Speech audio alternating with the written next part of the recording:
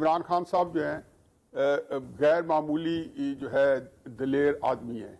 इमरान खान साहब जो हैं इस मुल्क में इससे पहले सियासतदानों में इतनी बेहतरीन लड़ाई किसी ने नहीं लड़ी, इमरान खान साहब लड़ रहे हैं। तो बिल्कुल उन्होंने एक आर्ट का दर्जा दे रखा है, एक ऐसा दर्जा कि मैं आपको जो है महफूज कर देता है।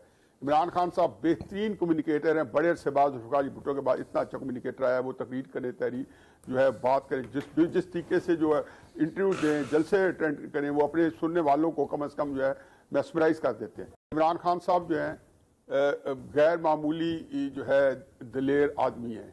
इमरान खान साहब जो हैं इस मुल्क में इससे पहले सियासतदानों में इतनी बेहतरीन लड़ाई किसी ने नहीं लड़ी, इमरान खान साहब लड़ रहे हैं। तो बिल्कुल उन्होंने एक आर्ट का दर्जा दे रखा है, एक ऐसा दर्जा कि मैं आपको जो है महफूज कर देता है।